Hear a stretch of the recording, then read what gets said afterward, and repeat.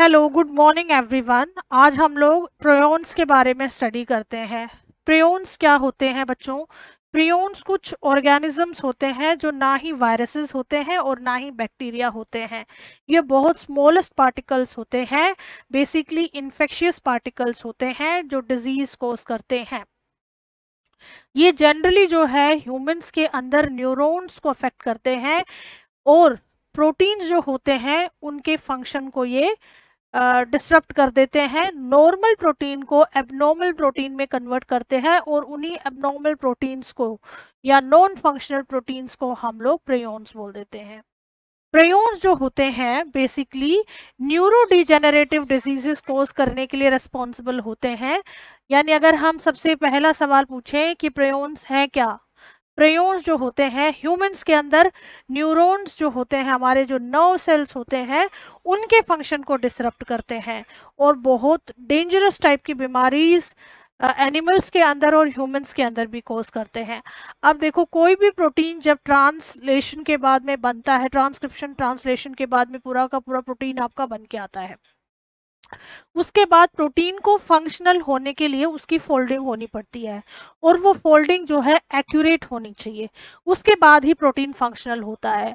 अगर ये folding disrupt हो जाए या जिस स्पेसिफिक वे में फोल्डिंग होनी चाहिए उस तरीके से नहीं हो तो वो एक एबनॉर्मल प्रोटीन बन के आता है, नॉन फंक्शनल प्रोटीन बन के आता है, या उसको बोलेंगे हम मिसफोल्डेड प्रोटीन्स, वही प्रियोन्स होते हैं।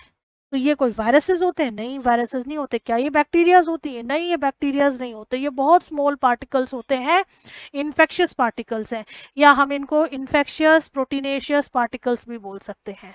ठीक है, तो अभी जनरल बात करें तो हम बोलेंगे प्रियोन्स जो होते हैं these are misfolded proteins that causes a variety of neurodegenerative diseases in mammals। बहुत सारी वैरायटी ऑफ न्यूरोडीजेनरेटिव, न्यूरॉन्स को डीजेनरेट करने वाली डिजीजेस कोज करते हैं।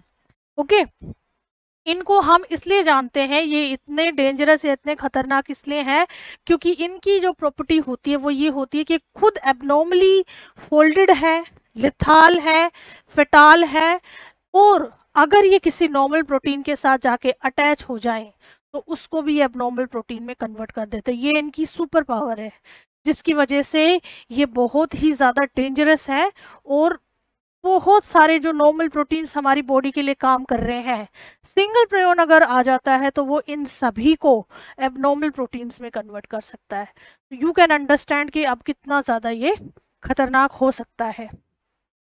ये जो है हम बोल सकते हैं प्रियोन्स की वजह से सेलुलर डैमेज होता है। ऑब्वियसली सेल्स पूरे डैमेज हो जाएंगे अगर प्रोटीन ही प्रॉपर्ली काम नहीं कर रहे हैं तो। उसके अलावा क्या है, अगर इसी तरीके से प्रियोन आएगा और नॉर्मल प्रोटीन्स को भी प्रियोन पार्टिकल्स में कन्वर्ट कर देगा तो ऑब्वियसली बहुत ज़्यादा पोटेंशियल है कि ये डिजीज कोज करके ही जाएगा, है ना। इसके अंदर प्रियोन डिजीजेस जो होते हैं इनको हम बोलते हैं स्पॉन्जीफॉर्म एनसेफेलोफेटीज।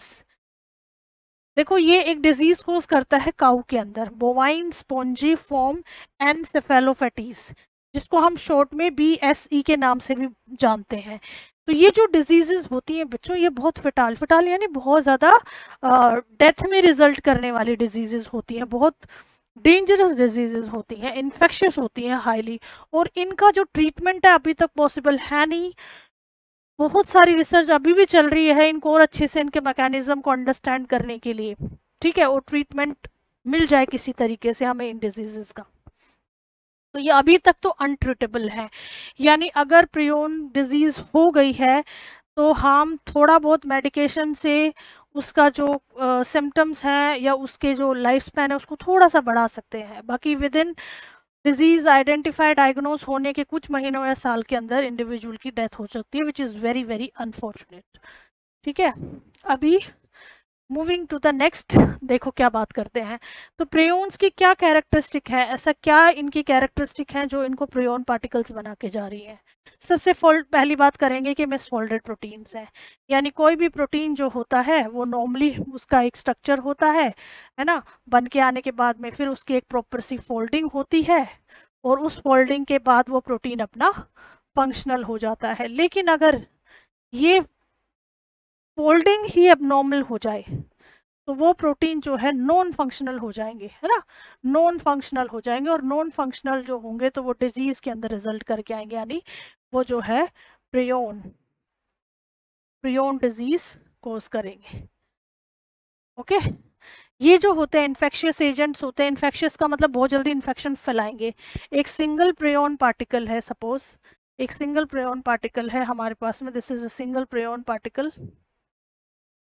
ये सिंगल प्रियोन पार्टिकल अगर किसी नॉर्मल प्रोटीन के कांटेक्ट में आ जाएगा, this is your normal protein, ये नॉर्मल प्रोटीन है आपका, और ये आपका प्रियोन पार्टिकल है, तो इस प्रियोन पार्टिकल के पास में ये एबिलिटी होती है कि ये नॉर्मल प्रोटीन, ये आपका प्रियोन पार्टिकल है, तो इसके पास ये एबिलिटी होती है कि जो नॉर्मल प्रोटीन्स है उनको भी ये प्रियोन प्रोटीन्स के अंदर, प्रियोन्स के अंदर चेंज कर देते हैं। अंडरस्टूड। और ये भी फिर एक इन्फेक्शियस पार्टिकल। ऐसे ही इसके साथ दूसरा का नॉर्मल प्रोटीन आके जुड़ जाए, फिर से अगर नॉर्मल प्रोटीन के कांटेक्ट में आ जाए तो उसको भी ये फिर से प्रियोन्स के अंदर ही चेंज कर देगा, तो कॉलोनी ऑफ प्रियोन्स बन के आ जाएगी। इसीलिए हम बोलते हैं कि ये इन्फेक्शियस है, बहुत ज़्यादा हाईली इन्फेक्शियस होती है। अब ये इतना इन्फेक्शियस क्यों होता है, इसको ख़त्म नहीं किया जा सकता क्या, ठीक है, या स्प्रेड कैसा होता है, तो इसमें एक और पावर होती है बच्चों, ये रेजिस्टेंट होता है। जो नॉर्मल अपने कन्वेंशनल स्टेरलाइजेशन मेथड्स होते हैं, यानी किसी भी चीज़ को इन्फेक्शन से फ्री करने की जो टेक्निक्स होती हैं उसके लिए रेजिस्टेंट है। बहुत इजीली हम कंटामिनेटेड विद प्रियोन पार्टिकल्स को या कंटामिनेटेड विद प्रियोन जो इक्विपमेंट्स होते हैं उनको स्टेरलाइज नहीं कर पाते हैं, जिसकी वजह से डिजीज़ बहुत जल्दी फैल सकती है। ठीक है, तो ये जो कन्वेंशनल स्टेरलाइजेशन मेथड्स हैं जो अपन करते हैं हीट ट्रीटमेंट से, ऑटोक्लेविंग करके, केमिकल स्टेरलाइजेशन मेथड, उनके लिए रेजिस्टेंट होते हैं, इसीलिए ये अच्छी खासी डिजीज कोज करने की मतलब कैपेसिटी इनमें होती है। Moving to the next characteristic, causes neurodegenerative diseases. Mammals के अंदर, ह्यूमंस के अंदर न्यूरॉन्स जो होते हैं सिग्नल ट्रांसडक्शन करने का अपना काम कर रहे हैं, एक मैसेज को दूसरे मैसेज को पहुंचाने का काम कर रहे हैं, उन न्यूरॉन्स के फंक्शन को ही ये डिस्टर्ब कर देते हैं, है ना। यानी हमारे अगर न्यूरॉन से डिस्टर्ब हो जाएंगे बच्चों, तो क्या हम हमारी सोचने की क्षमता अच्छे से काम कर पाएगी, मेमोरी अच्छे से काम कर पाएगी, डिसीजन लेने की पावर, जजमेंट, ये हम नहीं कर पाएंगे, है ना। तो अगर न्यूरॉन्स डैमेज हो रहे हैं तो ये सारे के सारे जो फंक्शन होते हैं वो भी डिसरप्ट हो जाते हैं। तो हम बोल सकते हैं कि न्यूरो डिजेनरेटिव डिजीजेस प्रियोन्स की वजह से होती हैं। न्यूरो डिजेनरेटिव डिजीजेस जो होती हैं ये होने के बाद बहुत सारे सिम्टम्स निकल के आते हैं, जिसकी वजह से इंसान लगेगा कि ये तो बिल्कुल मेंटली हो गया भाई, समझ ही नहीं आ रहा है, क्योंकि बेसिक जो चीज़ें हैं, सोचने की क्षमता है ना, डिसीजन लेने की क्षमता, पर्सनैलिटी स्विफ्ट होना लग जाता है उनकी पूरी की पूरी, मूड स्विंग्स होने लग जाते हैं, ऐसे सिम्टम्स देखने के लिए मिलते हैं। अब बहुत सारी न्यूरो डिजेनरेटिव और भी डिजीजेस हैं जिनमें हमें कुछ ऐसे ही सिम्टम्स देखने के लिए मिलते हैं, जिसकी वजह से अगर प्रियोन डिजीज हो रही है किसी को, तो डॉक्टर्स को ये आइडेंटिफाई करने में भी काफ़ी समय निकल जाता है कि इसके सिम्टम और न्यूरो डिजेनरेटिव डिजीज के जो सिम्टम्स हैं सिमिलर हैं। तो ये क्या करता है, इसके डायग्नोसिस में बाधा है एक प्रकार से, है ना, एक ऑब्स्टिकल की तरह काम करता है सिम्टम सेम होने की वजह से, तो काफ़ी चैलेंजिंग हो जाता है इसकी डायग्नोसिस भी। अब प्रियोन्स ना तो मैंने बोला वायरसेस हैं, ये ना बैक्टीरिया है, ना विरोइड्स हैं, या कोई और लिविंग ऑर्गेनिजम्स हैं, क्योंकि इनका अपना खुद का कोई जेनेटिक मटेरियल ही प्रेजेंट नहीं है, ये तो सिंपल प्रोटीन्स ही हैं लेकिन नॉन फंक्शनल हो गए हैं, एबनॉर्मल फोल्डिंग हो गई है, एबनॉर्मल प्रोटीन्स है, इसीलिए हम बोलेंगे कि ये जो होता है इनके अंदर कोई भी जेनेटिक मटेरियल या डीएनए आरएनए जो है एब्सेंट होते हैं। देखो नेक्स्ट है ट्रांसमिसिबल। प्रियोन्स डिजीजेस बहुत इजीली ट्रांसमिट हो जाती हैं बच्चों। कोई कंटामिनेटेड इक्विपमेंट है, हेल्दी पर्सन में यूज हो गया, डिजीज फैलेगी। कंटामिनेटेड कोई ब्लड या कोई टिश्यू जो ऑलरेडी जिसमें प्रियोन्स हैं, वो अगर किसी हेल्दी पर्सन के कांटेक्ट में आ रहा है, डिजीज फैल जाएगी। या दूसरे रीजंस ये हो सकते हैं कि हेरिटेबल भी होती हैं, यानी इनहेरिटेड होती हैं, जेनेटिक्स को भी थोड़ा कंसिडर करना चाहिए, ठीक है। उसके अलावा कैसे ट्रांसमिट होती हैं ये, अगर कोई इन्फेक्टेड मीट को कंज्यूम कर रहे हैं, फ्लैश को कंज्यूम कर रहे हैं, उसकी वजह से भी ये डिजीज़ जो है वो फैल जाती है, यानी ट्रांसमिसिबल होती है। ये डिजीज़ बच्चों बहुत प्रोग्रेसिव नेचर की है। प्रोग्रेसिव नेचर की मतलब एक सिंगल प्रियन पार्टिकल जो है वो हज़ारों नॉर्मल प्रोटीन्स को अपने जैसा बना सकता है। तो हम बोल सकते हैं these are highly progressive in nature, और प्रोग्रेसिव इसीलिए बहुत जल्दी बढ़ जाते हैं।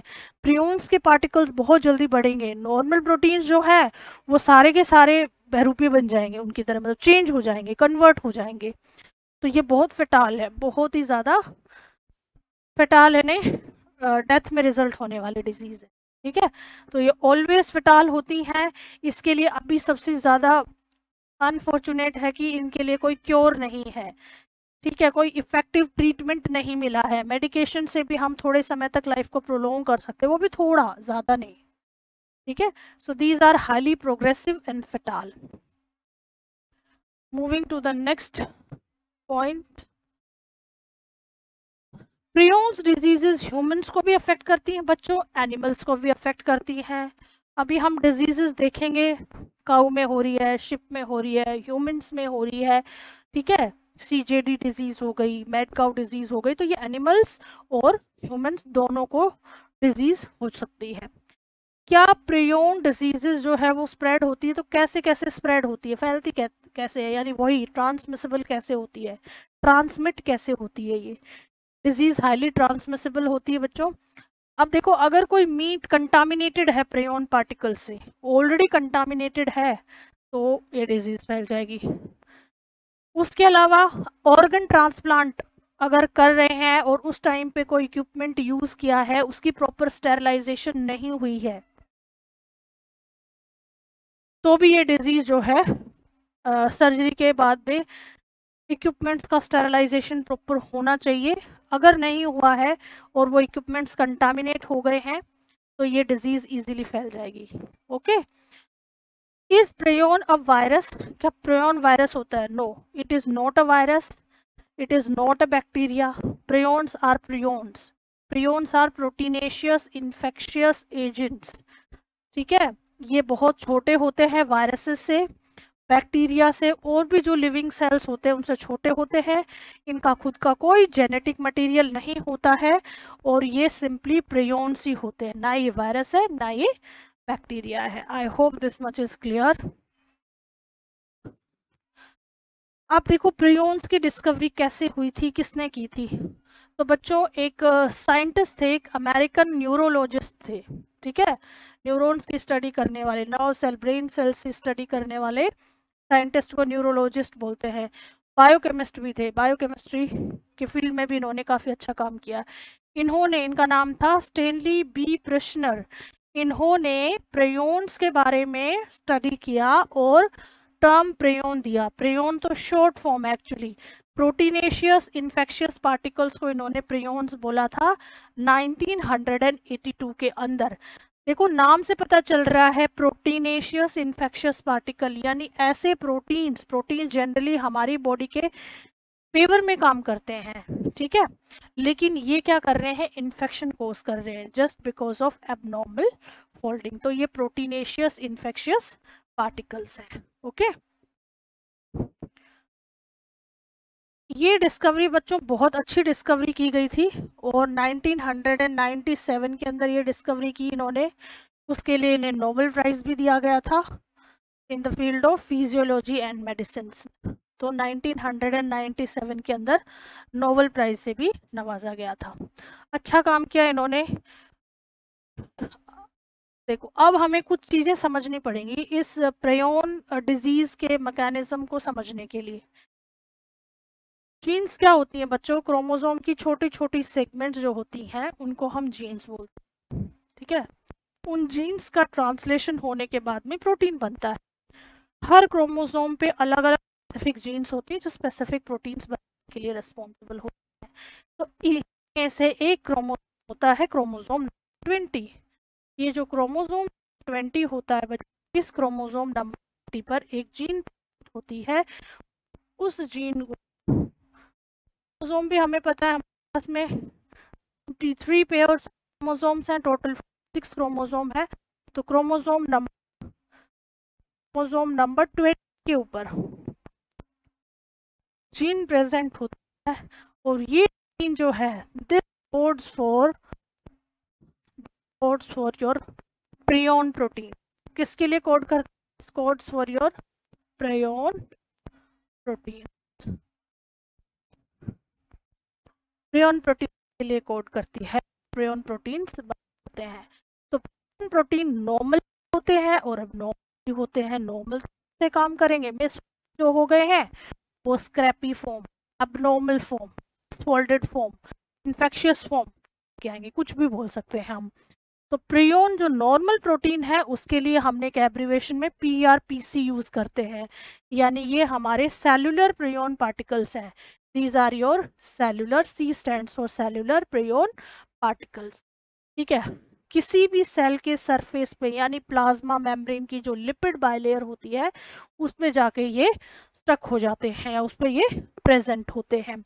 प्रियॉन जो है, प्रियॉन यानी इन्फेक्शियस, ठीक है, ये क्या है? मिसफोल्डेड। यही जो नॉर्मल PRPC था अपना, अगर इसकी मिसफोल्डिंग हो जाएगी, इसका जो मिसफोल्डेड फॉर्म होता है वो आपका प्रियॉन होता है। ठीक है, तो जो एबनॉर्मल है, मिसफोल्डेड है, उसको PRPSC से हम रिप्रेजेंट कर रहे हैं।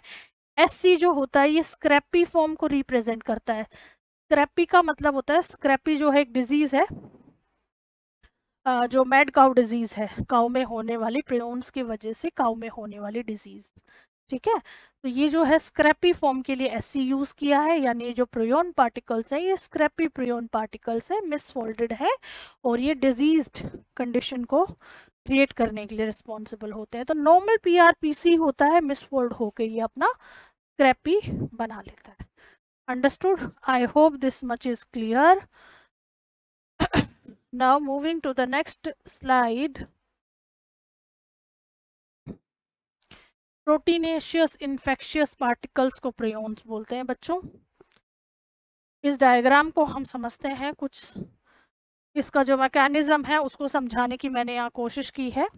अपने पास में PRPC यानी सेलुलर प्रियॉन पार्टिकल्स या सेलुलर प्रियॉन प्रोटीन्स प्रेजेंट है, जो कि normal form of the proteins है। अगर यही जो है स्क्रैपी फॉर्म में कन्वर्ट हो जाते हैं, इन्हीं की अगर मिसफोल्डिंग हो जाती है, इनकी अगर मिसफोल्डिंग हो जाती है, ये हमारे पास में एबनॉर्मल या फिर मिसफोल्डेड प्रियॉन पार्टिकल्स बना के जाएंगे, जिसको हम स्क्रैपी फॉर्म बोलते हैं, डिजीज्ड फॉर्म बोलते हैं। इस डायग्राम को समझने की कोशिश करते हैं बच्चों। यहाँ पर देखो मैंने क्या दिखाया है, मैंने ये एक प्रियॉन पार्टिकल दिखाया है, simply this is your prion particle, और ये भी मैंने एक प्रियॉन पार्टिकल दिखाया है, बट ये अपना नॉर्मल है, यानी ये कौन सा है? PRPC वाला है। PRPC यानी सेलुलर प्रियॉन प्रोटीन्स है। यहाँ पर ये स्क्रैपी प्रियॉन प्रोटीन्स हैं। अब मैंने बताया जो स्क्रैपी होते हैं, जैसे हम बोलते हैं ना संगत का असर होता है, पॉजिटिव लोगों के साथ रहेंगे तो दूसरा नॉन पॉजिटिव पर्सन भी पॉजिटिव हो जाता है, इनके पास वही पावर है। लेकिन यहाँ पर ये जो है नेगेटिव वे के अंदर है, यानी ये अपना स्क्रैपी फॉर्म ऑफ प्रोटीन है, ये सेलुलर फॉर्म ऑफ प्रोटीन है। Single scrapie form of protein किसी तरीके से सेल में एंटर कर गया है, कंटामिनेशन से हो गया, हेरिडिटरी से हो गया, कैसे भी करके उसने नॉर्मल बॉडी या हेल्दी पर्सन में एंटर अगर वो कर गया है, उसके बाद क्या करेगा? जितने भी अपने सेलुलर, सिंगल सेलुलर जो नॉर्मल प्रियॉन पार्टिकल है, सेलुलर प्रियॉन पार्टिकल है, उसके कांटेक्ट में जैसे ही जाएगा, ये क्या करेगा? उसको भी चेंज कर देगा स्क्रैपी फॉर्म के अंदर। उसके बाद पहले सिंगल था, अब 2 हो गया स्क्रैपी फॉर्म, फिर ये 2 जो है 2 के साथ और कांटेक्ट करेंगे, उनको भी कन्वर्ट कर देंगे।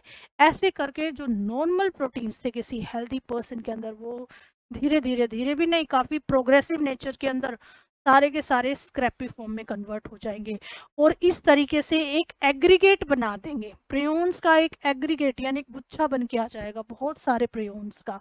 ये अगर गुच्छा बन के आ जाएगा बच्चों, इसी को हम लोग एक नाम से जानते हैं। ये जो अपने पास ऐसा बहुत सारा aggregate of the prion particle after infection बन गया है, इन्हीं को हम लोग अमाइलॉइड फाइबर्स बोलते हैं। अमाइलॉइड फाइबर्स बनना यानी बहुत आगे तक डिजीज पहुंच चुकी है और इसका क्योर बिल्कुल भी नहीं हो सकता है। कुछ ही महीनों के अंदर या विद इन ईयर उस इन्फेक्टेड पर्सन की जो है डेथ हो जाती है।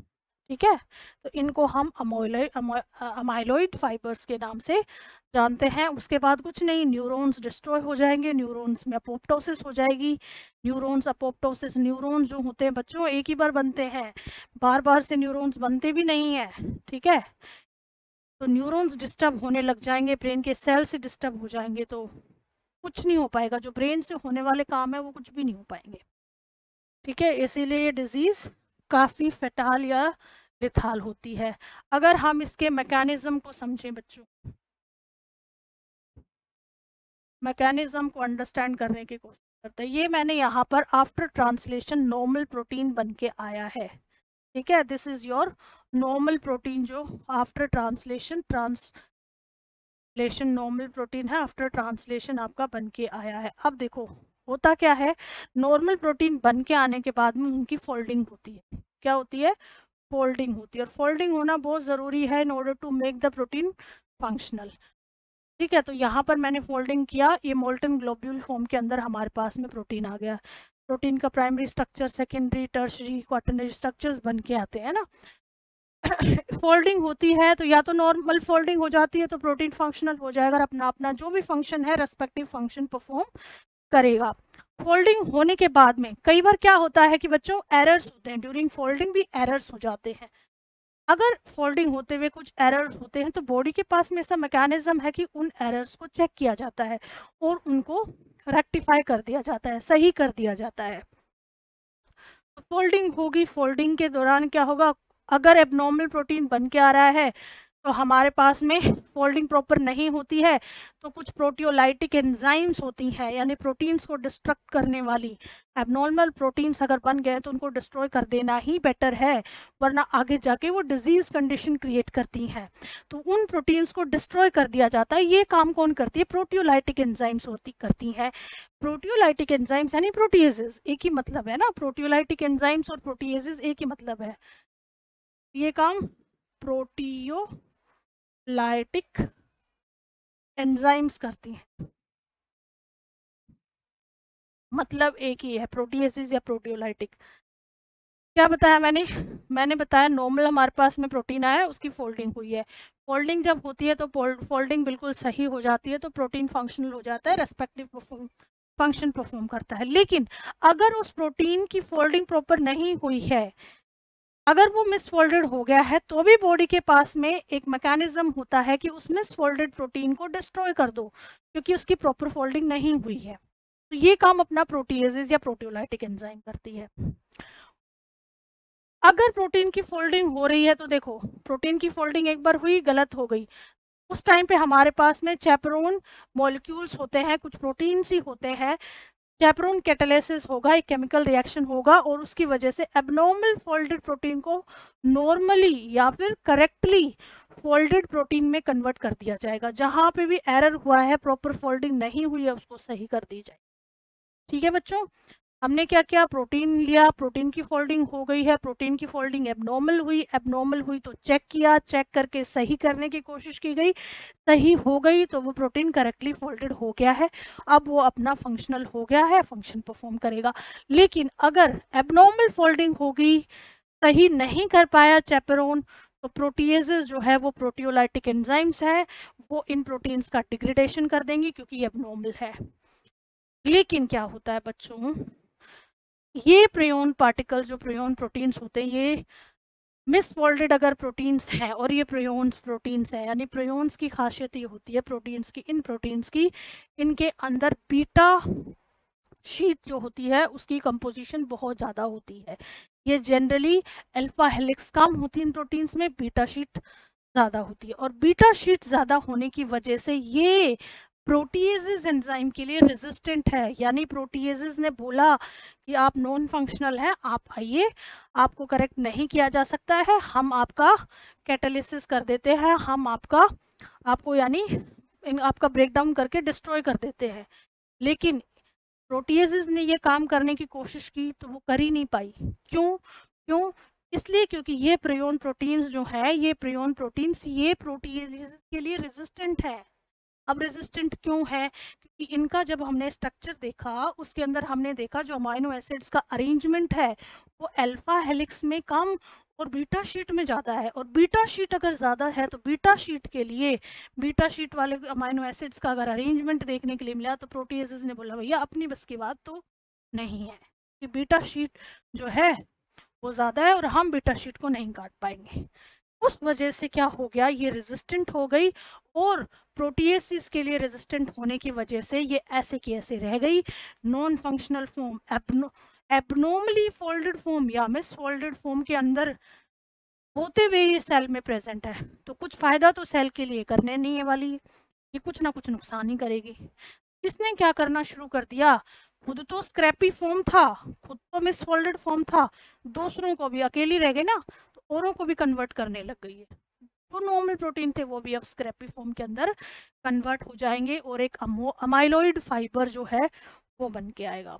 यानी डिजीज बहुत प्रोग्रेसिव नेचर में एग्रीगेट्स, न्यूरॉन्स के ऐसे एग्रीगेट्स बन जाएंगे में सारे न्यूरॉन सेल्स अपने स्क्रैपी फॉर्म के अंदर होंगे। तो ये मैकेनिज्म बहुत इंपॉर्टेंट है, बहुत इजी वे में मैंने डायग्राम बना के समझाने की कोशिश है इसको।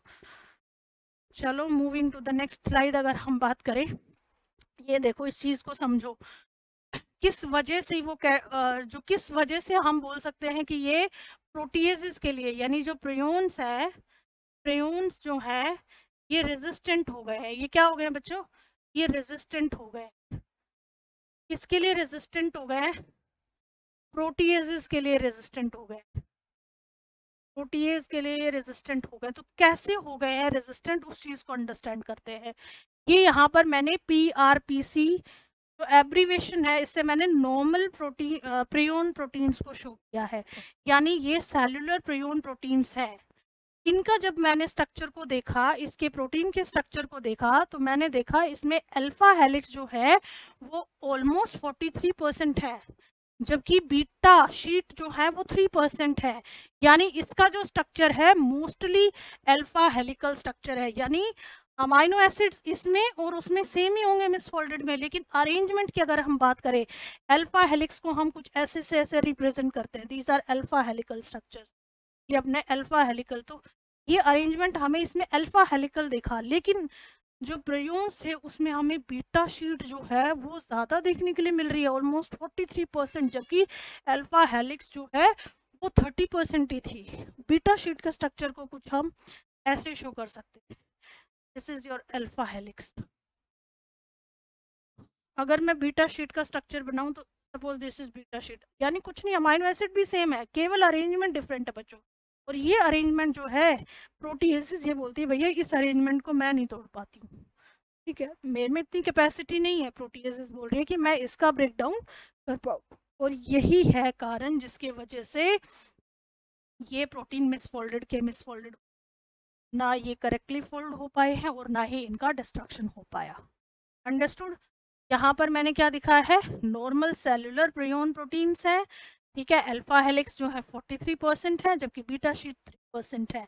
दैट मीन्स इनमें mostly alpha helical arrangement amino acid का देखने के लिए मिलता है, which makes them normal prions proteins और नॉर्मल सेलुलर प्रियोन प्रोटीन।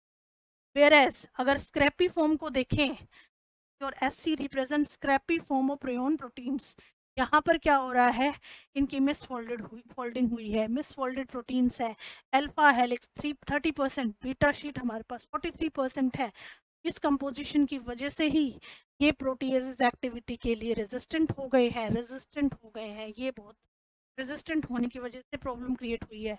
इसका मतलब ये है कि ये फेटाल मिसफोल्डेड प्रोटीन्स बनाएंगे और न्यूरो डिजेनरेटिव डिजीजेस करेंगे। अंडरस्टूड?